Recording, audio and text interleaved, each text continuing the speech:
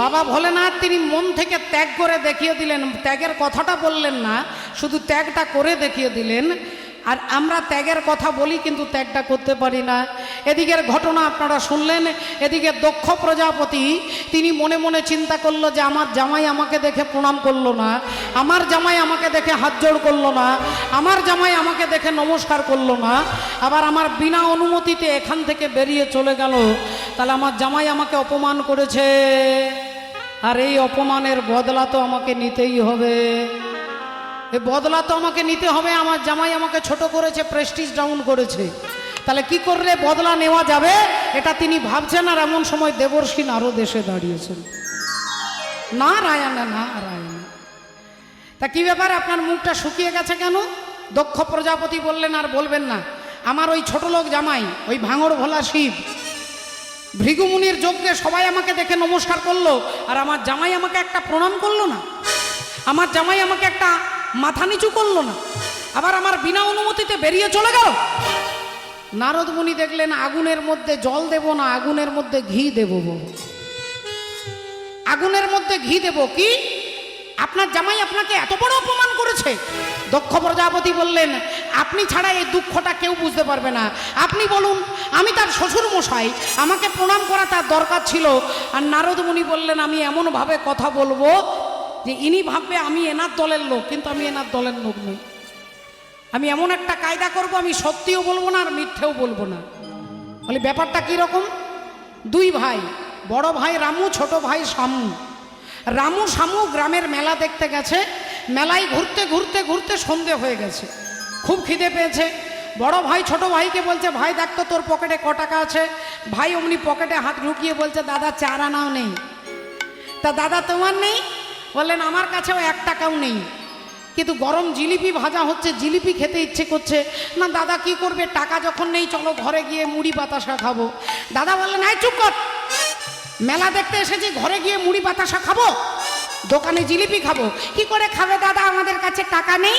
দাদা বললেন চল বিনে পয়সায় খাবো, তারপরে যা হবার হবে। ভাই বলল দাদা তুমি চলে যাও, আমার মার খাওয়ার ইচ্ছে নেই, তুমি চলে যাও, আমি একটু দূরে দাঁড়াচ্ছি। ভাইকে দূরে দাঁড় করিয়ে দিয়েছে। দাদা এসেছে দোকানে, এসে দোকানদারকে মেজাজে জিজ্ঞাসা করছে পকেটে যেন 5,000 টাকা আছে। মেজাজে জিজ্ঞাসা করছে এই যে দাদা জিলিপি কত? দোকানদার বলছে 25 টাকায় 250। দেন তো দাদা, তাড়াতাড়ি দেন, খুব খিদে পেয়েছে, ঠান্ডা হয়ে গেলে ভালো লাগবে না, তাড়াতাড়ি দেন। এখন গরম গরম জিলিপি ঠোঙার মধ্যে দিয়ে রামুকে দিয়েছে। রামু একটা করে জিলিপি খাচ্ছে আর ভাইকে দেখাচ্ছে, খাচ্ছে আর দেখাচ্ছে। এখন কিছুক্ষণ পরে ভাই ভাবছে যে দাদারও যা হবে আমারও তাই হবে, তাহলে আমিও যাই বিনা পয়সায় খাবো। এবার শামু চলে এসেছে দোকানে, জিজ্ঞাসা করছে কত? না 25 টাকায় 250। তাকেও দিয়েছে একটা ঠোঙাতে, দুজনেই খাচ্ছে। এবার রামুর তাড়াতাড়ি খাওয়া হয়ে গেছে, তিনি হাতটা ধুয়ে ভাবছে ছুটে পালিয়ে যাব। অমনি দোকানদার খপ করে হাতটা ধরে বলছে এখানে জিলিপি খেয়ে হাত ধুয়ে বেরিয়ে চলে যাচ্ছ, 25 টাকা দিতে হবে না? রামু অমনি সঙ্গে সঙ্গে বলে উঠলেন হ্যাঁ হ্যাঁ তাই তো আমি তো আপনাকে 30 টাকা দিয়েছি, 5 টাকা ফেরত দেন। দোকানদার বললেন মেজাজ খারাপ করে দেবেন না, একবারে মেজাজ খারাপ করে দেবেন না, 25 টাকা ফেলুন। রামু বললেন আপনি আমার মেজাজ খারাপ করবেন না, আমি 3টে 10 টাকার নোট দিয়েছি, 5 টাকা ফেরত দেন। দোকানদার বললেন আপনি আমাকে 1 টাকাও দেননি। আর রামু বললেন আমি আপনাকে 30 টাকা দিয়েছি। এই দুজনের মধ্যে তুমুল ঝগড়া লেগে গেছে। এবার শামুর শেষ হয়ে গেছে। শামু ভাবছে আমাকে ধরলে আমি কি বলবো। এখন শামু হাত ধুয়ে রুমাল বার করে হাতটা মুছছে, এমন সময় দোকানদার শামুকে ধরেছে। ও দাদা ও দাদা ও দাদা, আপনাকে দেখেই মনে হচ্ছে ভদ্রলোক। আচ্ছা দাদা বলুন তো, এই লোকটা জিলিপি খেলো, হাত ধুয়ে পালাচ্ছিল, আমি যেই ধরেছি বলে নাকি 30 টাকা দিয়েছে, সত্যি করে বলুন তো দাদা, আপনি কি দেখেছেন একে 30 টাকা দিতে? শামু বললেন আপনি আগে আমার হাতটা ছাড়ুন। দোকানদার হাতটা ছেড়েছে। শামু বললেন শুনুন, আপনাদের দুজনের সমস্যার সমাধান পরে করব, আগে আমার 5 টাকা মনে আছে তো? আমার 5টা টাকা মনে আছে তো নাকি? না আমাকেও আপনি একই কেসে ঢুকিয়ে দেবেন? আপনি আমাকেও বলবেন যে আমি আপনাকে 30 টাকা দিইনি? দোকানদার মাথা চুলকাচ্ছে আর ভাবছে যদি বলি এও দেয়নি তাহলে পাবলিক আমাকে বিশ্বাস করবে না। তাড়াতাড়ি বলছে না না দাদা, আপনারটা মনে আছে, আপনি আমাকে 30 টাকা দিয়েছেন, এই নিন 5 টাকা ফেরত নেন। 5 টাকা পকেটে রেখেছে। দোকানদার বলছে এবার সত্যি করে বলুন তো দাদা, এই লোকটা নাকি ডাহা মিথ্যে বলছে, আমাকে নাকি 30 টাকা দিয়েছে, আপনি দেখেছেন দাদা? শামু বললেন মা কালী দিব্যি করে বলছি, যেমন আমি দিয়েছি তেমনি উনিও দিয়েছেন। হরি বল। যেমন আমি দিয়েছি তেমনি উনি দিয়েছে, মানে আমিও দিইনি আর উনিও দেননি, আমিও দিইনি আর উনিও দেননি, যেমন আমি দিয়েছি। তাহলে এটা মিথ্যেও নয়, আবার এটা সত্যিও নয়। তাহলে নারদ মুনি বললেন এমন একটা কায়দা করব যাতে ইনি ভাবেন, দক্ষ রাজা ভাবেন আমি ওনার দলের লোক। নারদ মুনি বললেন আপনার জামাই যখন আপনাকে অপমান করেছে, আপনি এক কাজ করুন, আপনিও বাড়িতে একটা অনুষ্ঠান করুন, সবাইকে নেমন্তন্ন করবেন, শিব ঠাকুরকে বাদ দিয়ে দেবেন। প্রজাপতি দক্ষ রাজা বললেন এই এতক্ষণ পরে একটা দামি কথা বলেছে, এতক্ষণ পরে একটা দামি কথা বলেছেন, আমিও যজ্ঞ করব, যজ্ঞে সবাইকে নেমন্তন্ন করব, শিব ঠাকুরকে বাদ দিয়ে দেব। তাহলে আগামী সপ্তাহে যজ্ঞ হবে, স্বর্গমর্ত পাতাল সবার নামে চিঠি লেখা হয়ে গেল। চিঠিগুলো নারদ মুনির হাতে দিয়েছে দেবর্ষি নারদ, সবার ঘরে ঘরে চিঠি পৌঁছে দিতে হবে। যেথা প্রজাপতি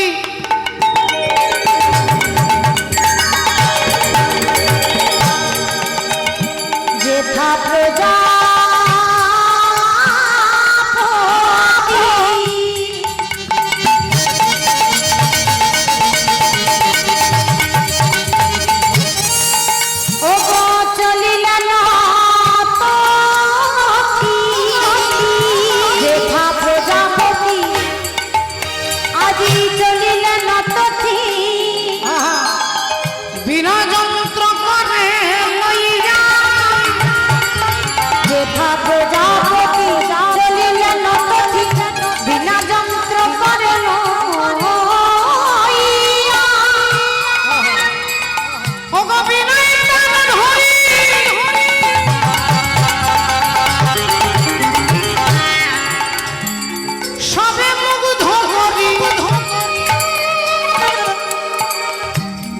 পথে চলে ভাইয়া, বিদায় মানে ধরি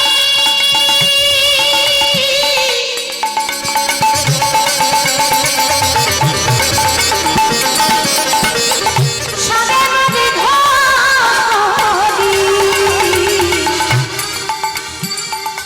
পথে চলে ভাইয়া, বিদায় মানে ধরি সবে মধ্যে ধরি পথে চলে ভাইয়া, বলি হরি হরি হরি বলে, হরি হরি হরি বলে, ও যে নারদ চলে হেলে দুলে, হরি হরি হরি বলে, নারদ চলে হেলে দুলে, হরি হরি হরি বলে, নারদ চলে হরি হরি হরি হরি বলে, নারদ চলে হেলে দুলে, হরি হরি হরি বলে, নারদ চলে হেলে দুলে, হরি হরি হরি বলে, নারদ চলে হেলে দুলে, হরি হরি হরি বলে, নারদ চলে হেলে দুলে, হরি হরি হরি বলে, বিনয় বাণী ধরি সবে মুখি ধরি,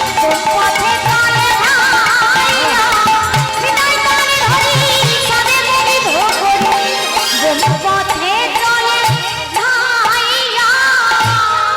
মাননীয় ভক্তমণ্ডলী, ভক্তিমতী মায়েরা, আজকে ঘটনা কি ঘটলো না, দেবর্ষি নারদ সবার ঘরে ঘরে গিয়ে,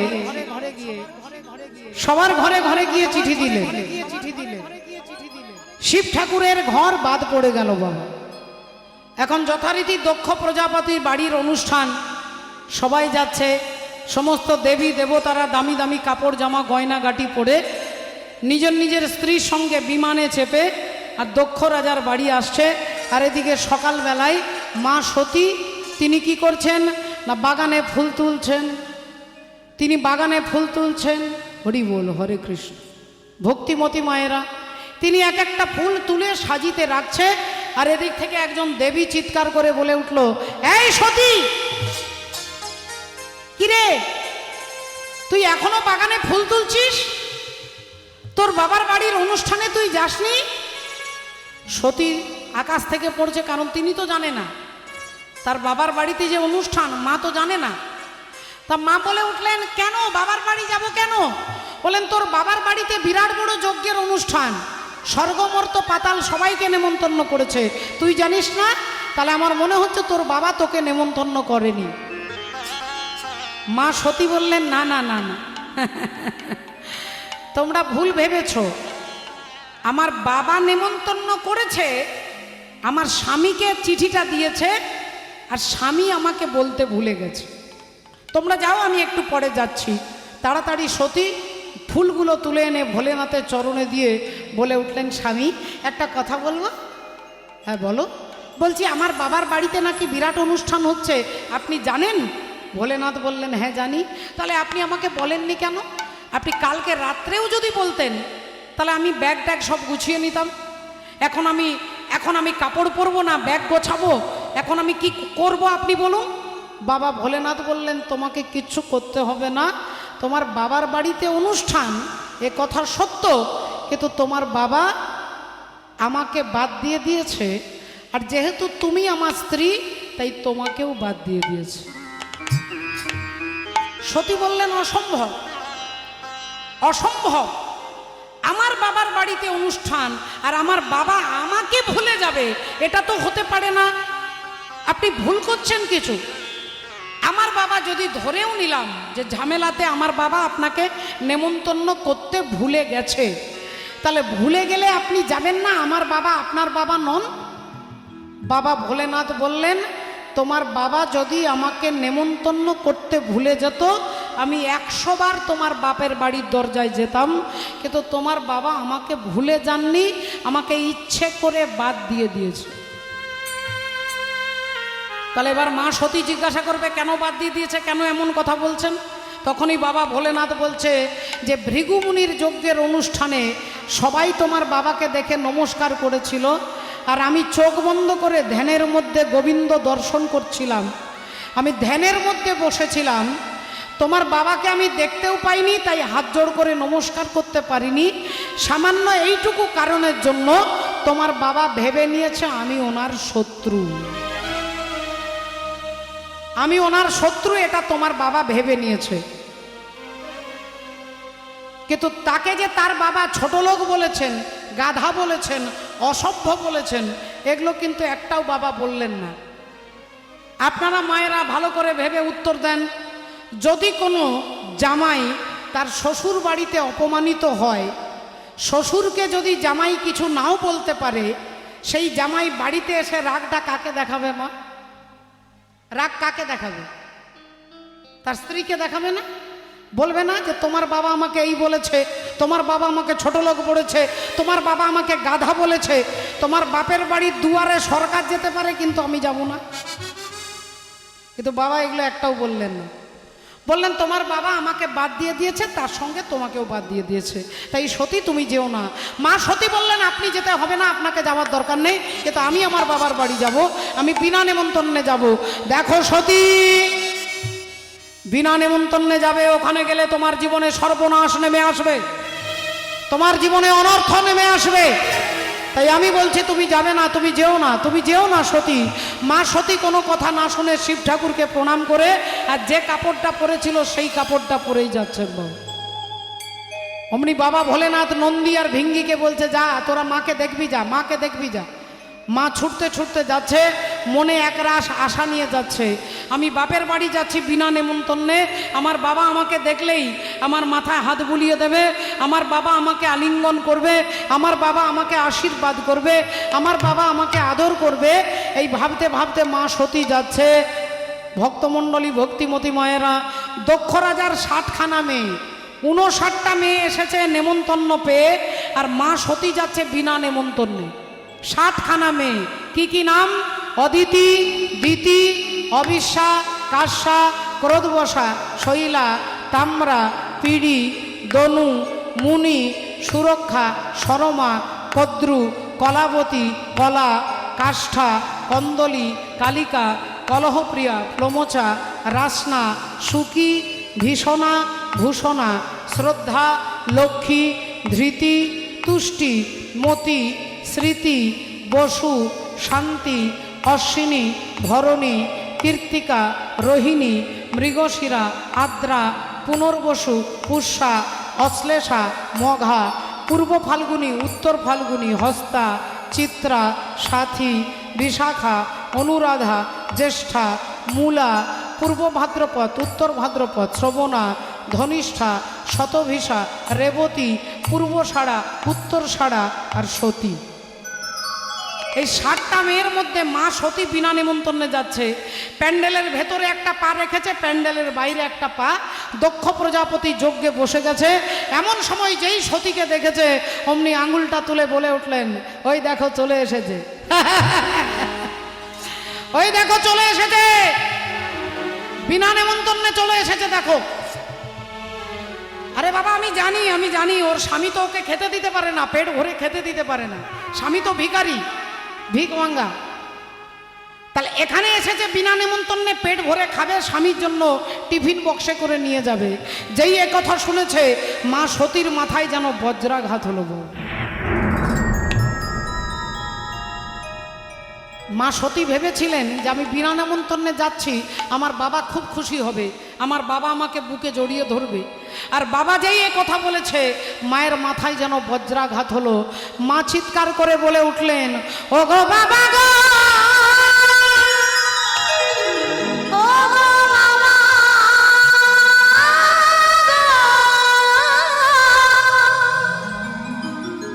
এ কথা বলো না, বাবা বলো না।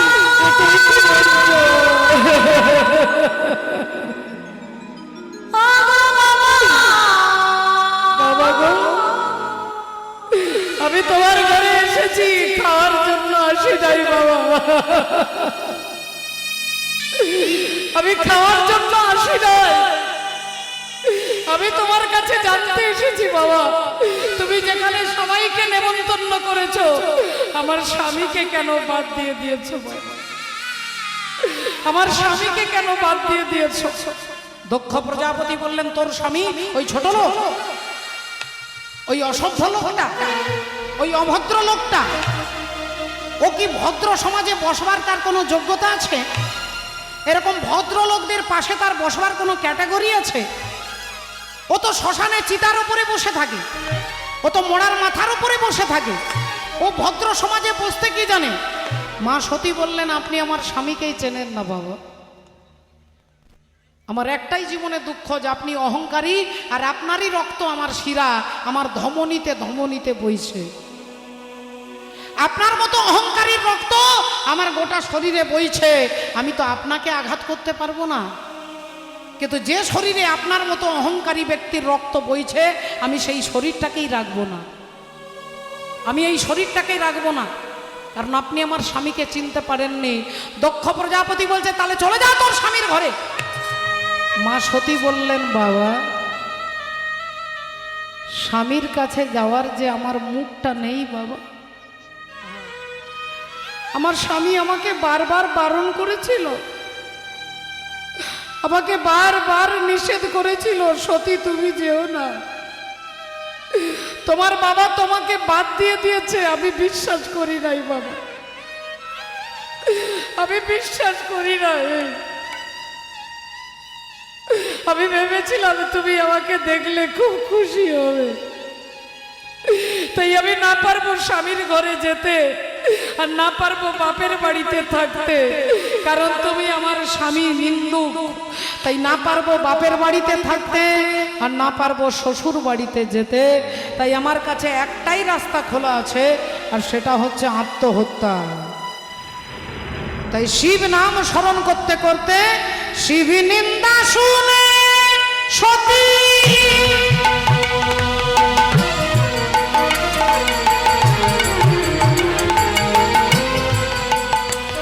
ও গো শিব নিন্দা শুনে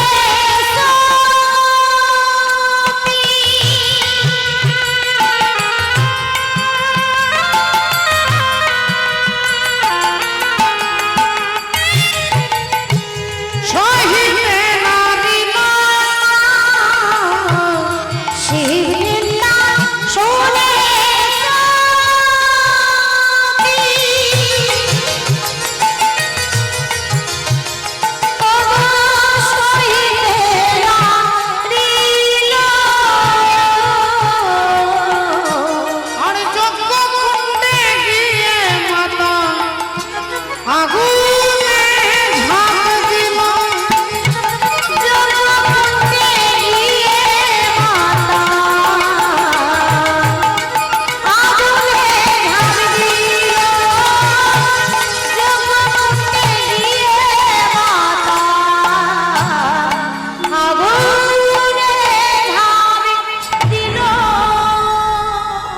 মা সতী দাও দাও করে যজ্ঞের আগুন জ্বলছে, শিব শিব শিব শিব বলতে বলতে আগুনের মধ্যে ঝাঁপ দিয়েছে। মা সতী দেহত্যাগ করলেন। মায়ের দেহটা পড়ে আছে সবার চোখের সামনে। যারা যারা অনুষ্ঠানে এসেছিলেন তারা কেউ বুকে হাত, কেউ গালে হাত, কেউ মাথায় হাত, কেউ হায় হায় করে উঠলেন যে সতী দেহত্যাগ করলেন। সতী দেহত্যাগ করেছে, সবাই হাহাকার করছে। আর এদিকে নন্দী আর ভৃঙ্গি, যাদের ওপরে দায়িত্ব দেওয়া ছিল তোর মাকে দেখবি যা, সেই নন্দী আর ভৃঙ্গি মায়ের চরণ দুটো জড়িয়ে ধরে কেঁদে উঠলেন। মা মা মা গো মা,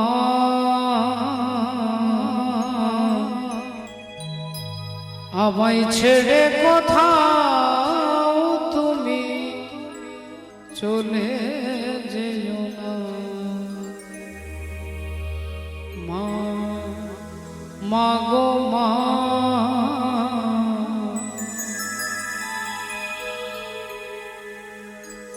রাত দুপুরে কিংবা কোনো কাক ভরে যেন চোখ চাইলে দেখি তোমায় চোখ ভরে। আমার ঘরে দরে যাক না ঝরে তোমার খুশির আলপনা, ব্যথার ছলনা। মা মাগো মা, আমায় ছেড়ে কোথাও তুমি চলে যেও না। এ কি করলে মা? এ তুমি কি করলে? তুই আমাদের চিরকালের মতো ছেড়ে দিয়ে চলে, এ তুমি কি করলে মা? তুমি একবারও আমাদের কথা ভাবলে না, একবারও ভাবলে না যে আমরা গিয়ে বাবার কাছে কেমন করে দাঁড়াবো, আমরা গিয়ে বাবাকে কি বলবো, তুমি একবারও ভাবলে না মা। নন্দী ভিঙ্গি কানতে কানতে ছুটতে ছুটতে যাচ্ছে। আর এদিকে বাবা ভোলেনাথ তিনি কৈলাস পর্বতের উপরে বসে আপন মনে নামের মালা নিয়ে নাম জপ করছে। কৈলাস পর্বতে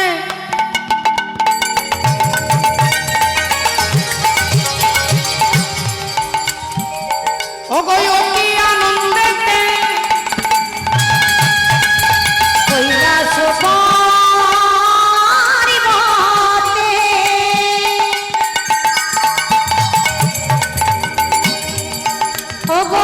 অতি আনন্দে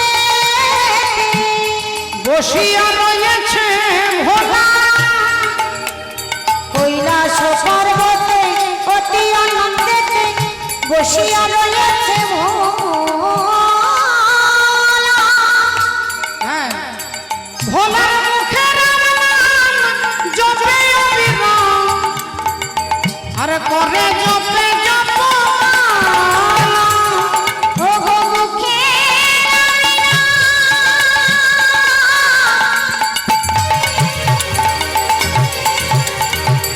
জপে অবিরাম, করে জপে জপ মুখে রাম নাম জপে অবিরাম, করে জপে জপ বলি হরি হরি হরি বলে, হরি হরি হরি বলে, ওদের ঊর্ধ্বে দুটি বাহু তুলে, হরি হরি হরি বলে, ঊর্ধ্বে দুটি বাহু তুলে, হরি হরি নিতাই দুটি বাহু তুলে, হরি বলে, দুটি বাহু তুলে, হরি হরি হরি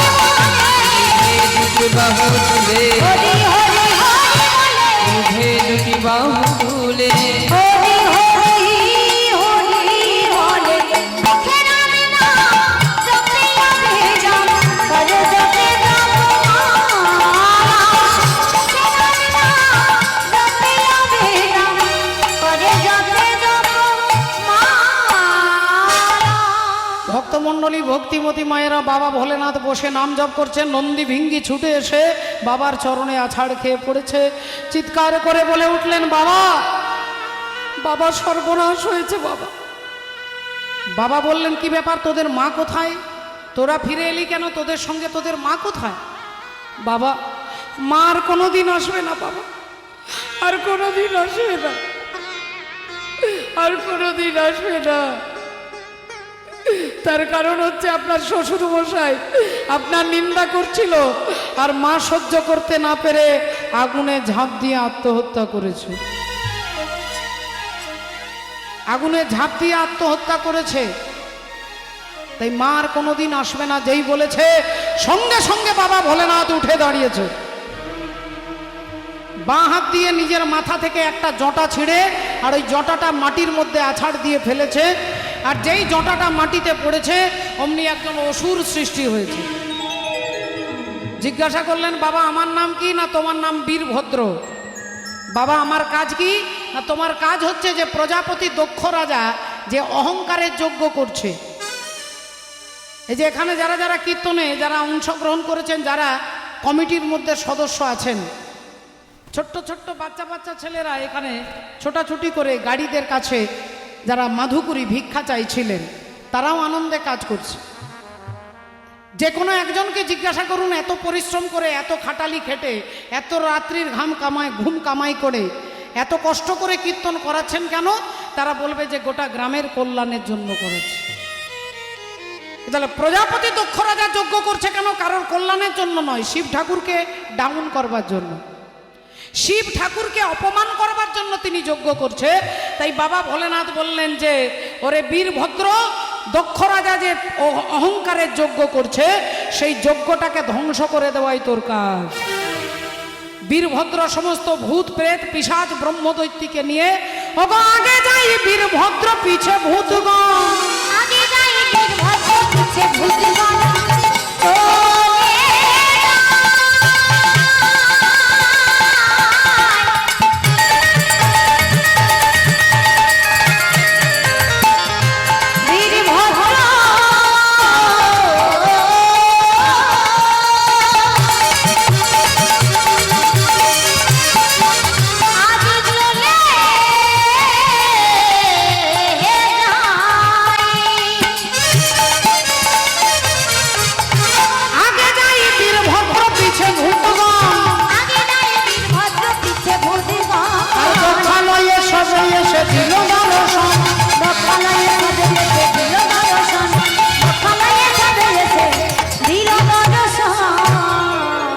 বিরাট বড় প্যান্ডেলটাকে আগে ভেঙে দিলেন। যত জায়গায় যত জিনিসপত্র ছিল, ফল মূল যত যজ্ঞের জিনিস সব জল ঢেলে দিয়েছে।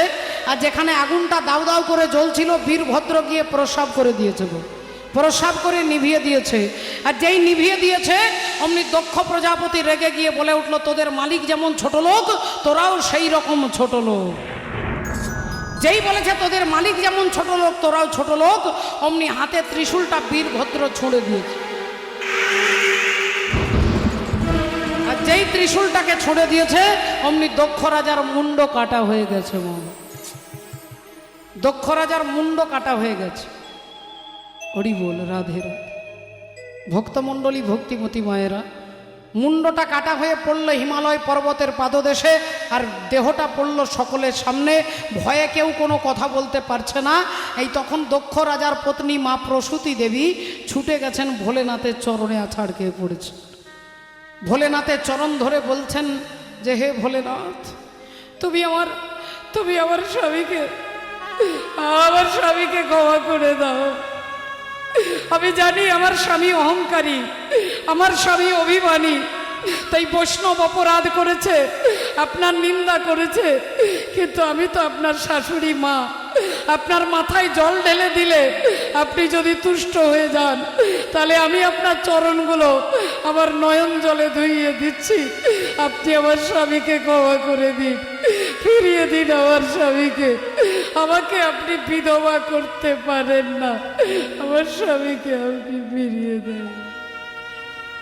বাবা ভোলেনাথ এমনিতেই আশুতোষ, যিনি অল্পে সন্তুষ্ট, ভোলেনাথের এক ভক্ত যার নাম বৃকাসুর, আর বৃকাসুর তপস্যা করেছে। এখন বাবা ভোলেনাথ গিয়ে বলছে, বল বাবা তুই কি চাস? বৃকাসুর বলছে যে আমাকে তুমি বর দাও, আমি যেন অমর হয়ে যাই। ভোলেনাথ বললেন, এটা বাদ দিয়ে আর কি চাস বল? বৃকাসুর বলল, তাহলে যার মাথায় হাত দেব সেই যেন পুড়ে ছাই হয়ে যায়। যেই বলেছে বাবা কোনো আগাগোড়া বিচার করলেন না, ভাবলেন না, যেই বলেছে অমনি সঙ্গে সঙ্গে বলে দিয়েছে তথাস্তু। আর যেই তথাস্তু বলেছেন অমনি বৃকাসুর বলছে, তাহলে বাবা এই আশীর্বাদটা ঠিক না ভুল, আগে আমি আপনার মাথায় হাত দিয়ে দেখব।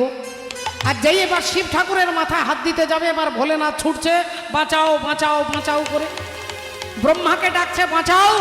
সৃষ্টিকর্তা ব্রহ্মা আড়াল থেকে বলছে, আপনি মাওবাদীর পাল্লায় পড়ে গেছেন, এখন কিছু করা যাবে না। তাহলে কে আমাকে বাঁচাবে? একমাত্র হরি আপনাকে বাঁচাবে, একমাত্র হরি আপনাকে বাঁচাচ্ছে। রাধে রাধে। তাই এবার বাবা ভোলেনাথ হরিকে ডাকছে, হরি বল রে, হরি বল রে, হরি বল রে, বল রে, হরি বল রে, হরি বলো রে, হরি বলো রে, হরি বলো রে, বলো রে, হরি বলো রে, হরি বলো রে, হরি বলো রে, হরি বলো রে, বলো রে, হরি বলো রে, হরি বলো, হরি বলো, হরি বলো ভাই, হরি বলো, হরি বলো, হরি বলো ভাই, হরি বলো, হরি বলো, হরি বলো ভাই, হরি বলো, হরি বলো ভাই, হরি নাম ছাড়া জীবের আর গতি নাই। হরি বলো রে, হরি বলো রে, বলো রে, বলো রে, হরি বলো রে, হরি বলো রে, হরি বলো রে, বলো রে, হরি বলো রে, বলো রে, বলো রে, হরি বলো রে, বলো রে, বলো রে, হরি বলো রে। बोलो भगवान कृष्णचंद्र की, बोलो राधा रानी की, बोलिए भागवत महापुराण की। যারা যারা বসে ঘুমোচ্ছেন তাদের কি জয়। এখন ঘুমিয়ে কীর্তন শুনবেন, সকালেই বলবেন চৈতালি যে কি কীর্তন গেল কি কি। বলছে, আপনার পরিচয় কি? তিনি বলছেন, আমি ভগবান শ্রী রামচন্দ্রের চরণের দাসের অনুদাস। এ মনে বাবলা গাছের কষ লেগেছে, ও গুরু ধুইয়ে দাও জ্ঞান সাবানে। গুরু আমার মনের ময়লা যাবে কেমনে? উলুধ্বনি।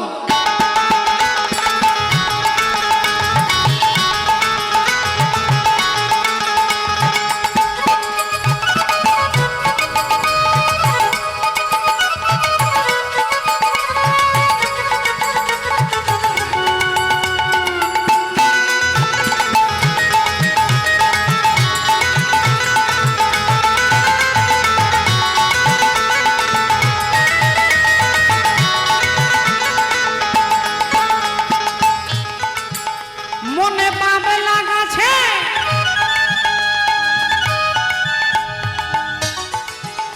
এ মনে বাবলা গাছে কষ লেগেছে, মনে বাবিলা গাছের কষ লেগেছে, গুরু ধুইয়ে দাও জ্ঞান সাবানে। আহা গুরু আমার মনের ময়লা যাবে কেমনে, গুরু আমার মনের ময়লা যাবে কেমনে।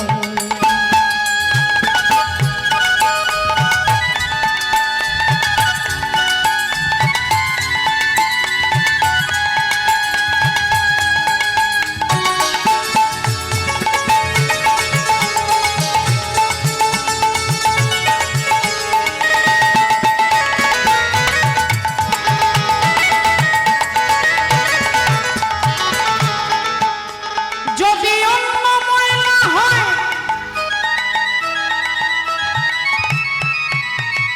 হ্যাঁ, তবে ধোয়া মোছা যায়।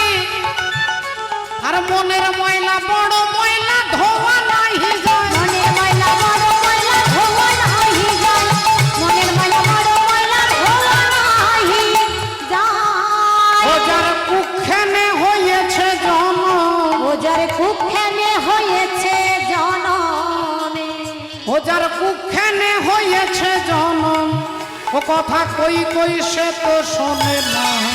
আহা গুরু আমার মনের ময়লা যাবে কেমনে, গুরু আমার মনের ময়লা যাবে কেমন এ মনে পাগলা গাছে, মনে পাগলা গাছের কষ লেগেছে। মনে বাবিলা গাছের কষ লেগেছে। হ্যাঁ, ও গুরু ধুইয়ে দাও জ্ঞানের সাবানে। আহা গুরু আমার মনের ময়লা যাবে কেমন, গুরু আমার মনের ময়লা যাবে কেমন।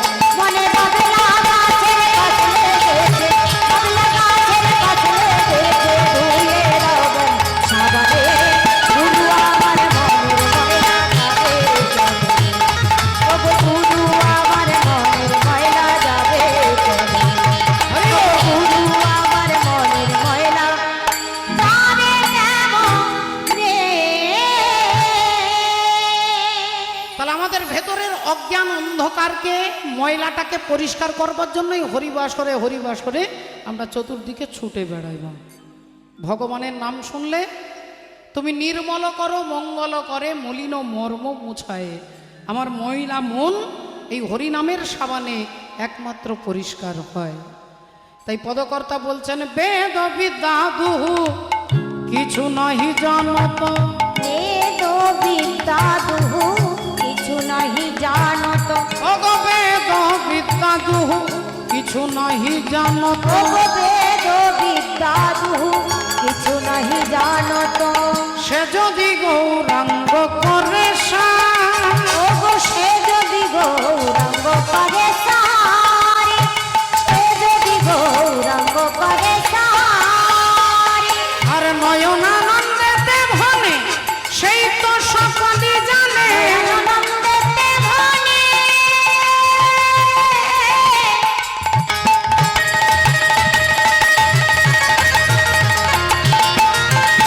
আমারি গোরারে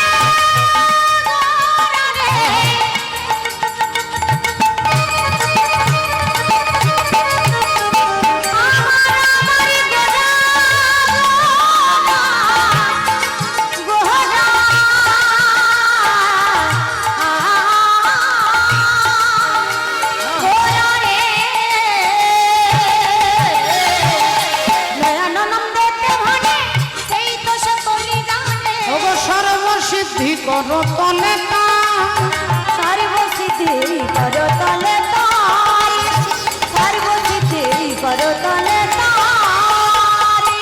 তাই আমার হরি বলা হলো না গো, হরি বলা অবতারে। হরি বলা হলো না গো, হরি বলা হলো না গো হলো না গো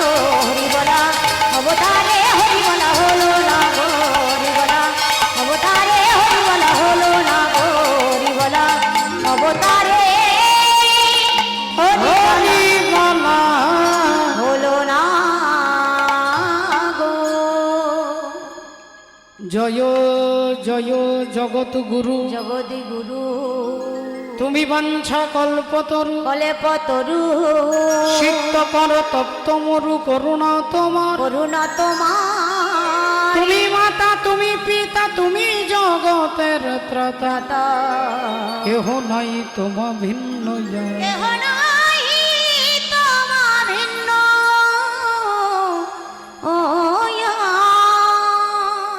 জানি তাই উপস্থিত সমস্ত সাধুগুরু ভক্তবৃন্দের চরণে দণ্ডবোধ প্রণাম জানিয়ে এতক্ষণ আমরা মহাপ্রভু চরণ আশ্রয় করেছিলাম।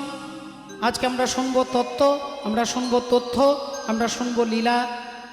এর মধ্যে কি সামাজিক শিক্ষা আছে আমরা তাও জানব। তাই সেই লীলাতে প্রবেশ করার পূর্বে আমরা একটু ভজনের মধ্য দিয়ে আমরা তাকে একটু স্মরণ করে নেব।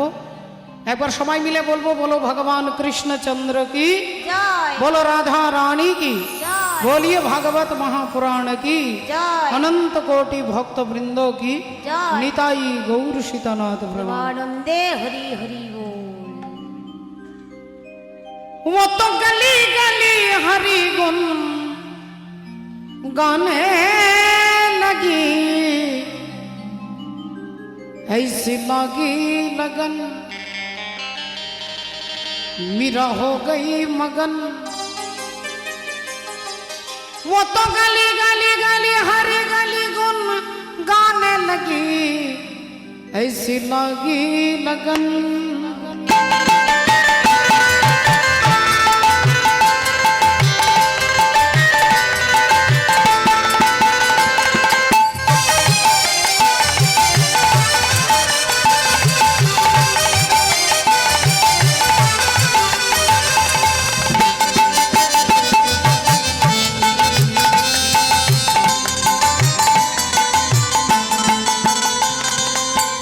ऐसी लगी लगन मेरा हो गई मगन, ऐसी लगी लगन मेरा हो गई मगन।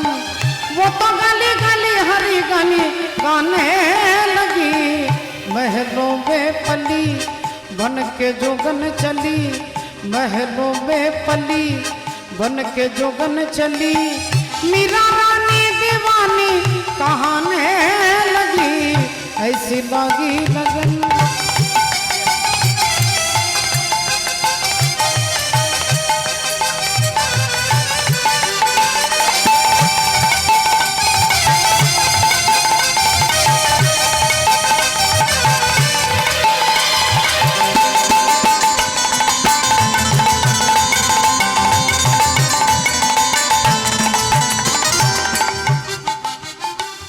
कोई रोके नहीं, कोई टोके नहीं, कोई रोके नहीं, कोई टोके नहीं। मीरा गोविंद गोपाल गाने लगी, बैठे संतों के संग रंगी मोहन के रंग। मीरा प्रेमी प्रीतम को मनाने लगी, वो तो गली गली हरी गुन गाने लगी, ऐसी लगी लगन मेरा हो गई मगन।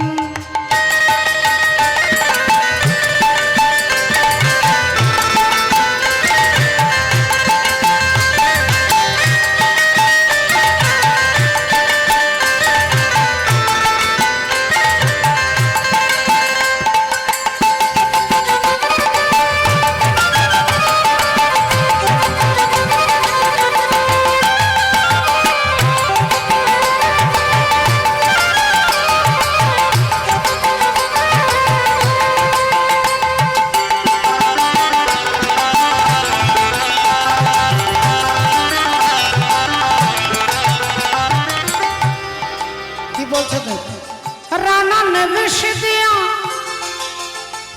मानो अमृत पिया।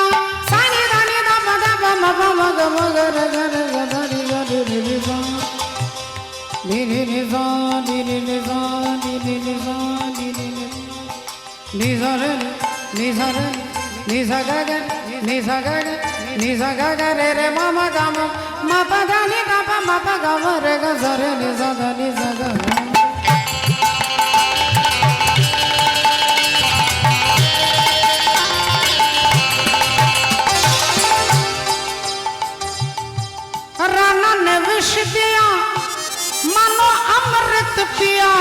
वो तो सागर में सरिता समाने लगी, दुख लाखों सहे मुख से गोविंद कहे, मीरा गोविंद गोपाल गाने लगी।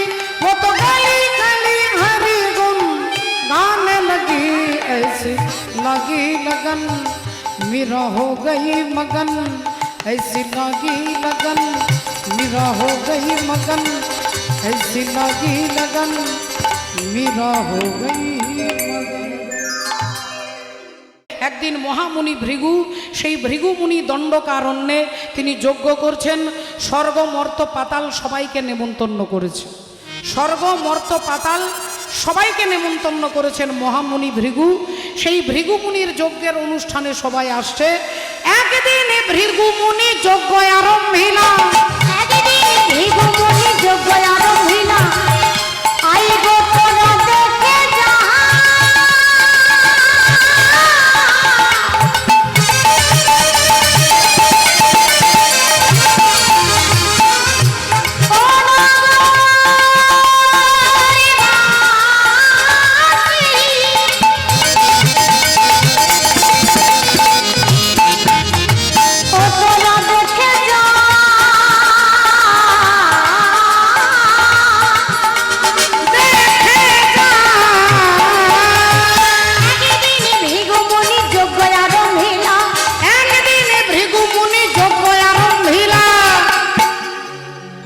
ত্রিভুবনের দেবগণে নিমন্ত্রণ কইল, ত্রিভুবনে দেবীগণে নিমন্ত্রণ কইলা, ত্রিভুবনে দেবীগণে নিমন্ত্রণ কইলা। স্বর্গমর্ত পাতাল সবাইকে নেমন্তন্ন করেছেন। সমস্ত দেবী দেবতা ঋষি মুনি গন্ধর্ব সবাই আসছেন ভৃগুমুনির যজ্ঞের অনুষ্ঠানে। সবাই নিজের নিজের জায়গায় আপনাদের মতো নীরবতা পালন করে সবাই নিজের নিজের জায়গায় বসেছেন, কিন্তু যজ্ঞ এখনো শুরু করতে পারছেন না। কারণ যজ্ঞের যিনি প্রধান অতিথি তিনি হচ্ছেন শিব ঠাকুরের শ্বশুরমশাই, যার নাম হলো দক্ষ রাজা। সেই দক্ষ রাজা এখনো পর্যন্ত আসেননি, তাই যজ্ঞটা শুরু করতে পারছেন না। সমস্ত দেবী দেবতা একবার রাস্তার দিকে, একবার প্যান্ডেলের দিকে তাকাচ্ছেন, একবার রাস্তায়, একবার যজ্ঞের দিকে, কিন্তু এখনো দক্ষ রাজা আসছেন না। ব্যাপারটা কি? দেখতে দেখতে ঠিক 1 ঘন্টা পরে দক্ষ প্রজাপতি আসছে। অহংকারে মত্ত হয়ে একটা হাতের উপরে আরেকটা হাত রেখে, হেন কালে আইলেন দক্ষ প্রজাপতি, হেন কালে আইলেন দক্ষ প্রজাপতি, হেন কালে আইলেন দক্ষ প্রজাপতি। আর তাহারে দেখিয়া সবে করেন প্রণতি, তাহারে দেখিয়া সবে করেন প্রণতি, তাহারে দেখিয়া সবে করেন প্রণতি। এখন তাকে দেখে দক্ষ প্রজাপতি, প্রজাপতি হচ্ছে একটা চেয়ারের নাম, আসনের নাম। আসনটার নাম রাষ্ট্রপতি, আসনের নাম প্রধানমন্ত্রী, আসনটা মুখ্যমন্ত্রী। তারা যে ব্যক্তিগত যারা বসেন তাদের ব্যক্তিগত আলাদা নাম আছে। শ্রদ্ধেয় শ্রী নরেন্দ্র মোদী, এটা তার ব্যক্তিগত নাম। শ্রদ্ধেয়া শ্রীমত্তা দ্রৌপদী মুর্মু, এটা রাষ্ট্রপতির নাম। কিন্তু চেয়ারটার নাম রাষ্ট্রপতি, এটা কিন্তু কখনো চেঞ্জ হবে না। 10 বছর 20 বছর পরে ওই চেয়ারে যিনি বসছেন তিনি চেঞ্জ হতে পারে, কিন্তু চেয়ারটা চেঞ্জ হবে না। তাই প্রজাপতি হচ্ছে চেয়ারটার নাম, আর চেয়ারে যিনি বসেন তার নাম হচ্ছে দক্ষ রাজা। সেই দক্ষ রাজা আসছে সেই অনুষ্ঠানে, ভৃগুমুনির অনুষ্ঠানে, একটা হাতের ওপরে আরেকটা হাত রেখে বুক ফুলিয়ে মাথা উঁচু করে আসছে। কিন্তু মায়েরা আপনারা বলুন, কোনো মন্দিরে আপনি যাবেন, কোনো আশ্রমে আপনি যাবেন, আপনি কি এরকম করে যাবেন না আপনি এরকম করে যাবেন? মন্দিরে যেতে গেলে মাথা নিচু করে হাত জোড় করে যেতে হয়। দক্ষ প্রজাপতি এতটাই অহংকার হয়ে গেছে যে তিনি অহংকার ভরে আসছেন। হেন কালে আইলেন দক্ষ প্রজাপতি, হেন কালে আইলেন দক্ষ প্রজাপতি, হেন কালে আইলেন দক্ষ প্রজাপতি। তাহারে দেখিয়া সবে করেন প্রণতি, তাহারে দেখিয়া সবে করেন প্রণতি, তাহারে দেখিয়া সবে করেন প্রণতি। তাকে দেখে সবাই নমস্কার করছে, সবাই প্রণাম করছে, সবাই মাথা নিচু করছে। প্রজাপতি ভালো করে দেখে নিলেন, দেখলেন ডান দিকে যারা আছে এরা সবাই আমাকে দেখে উঠে দাঁড়িয়েছে। বাঁদিকে যারা আছে তারাও আমাকে দেখে উঠে দাঁড়িয়েছে, সামনে পেছনে যারা আছে সবাই আমাকে দেখে উঠে দাঁড়িয়েছে, কিন্তু এ কি বাঁদিকের কোণে 3টে চেয়ারে 3 জন বসে আছে, যারা আমাকে দেখে উঠেও দাঁড়াচ্ছে না, নমস্কারও করছে না, মাথা নিচুও করছে না। গর্ভ গর্ভ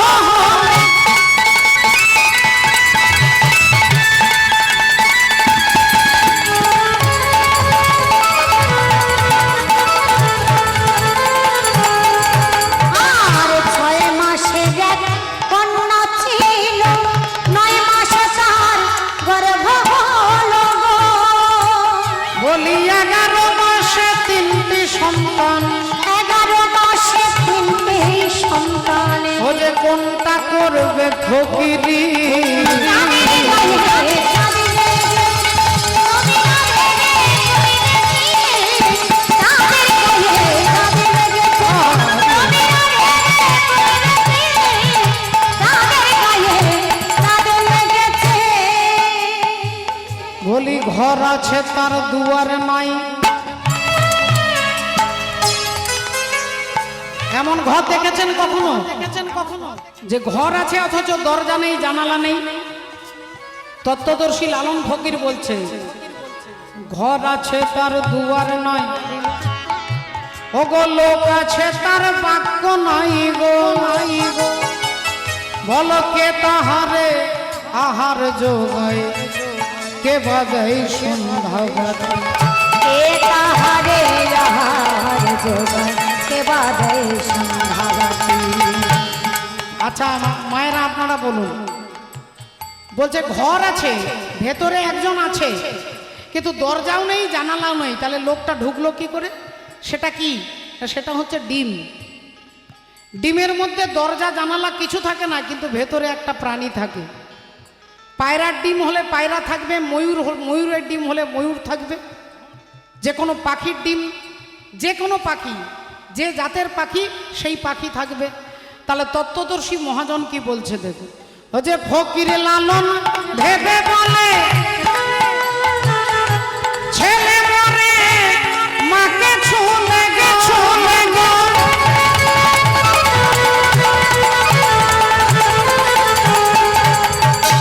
বলি এই কয়ে কথার তত্ত্ব নইলে, এই কয় কথার তত্ত্ব নইলে, ও গো তার হবে না ফকিরি।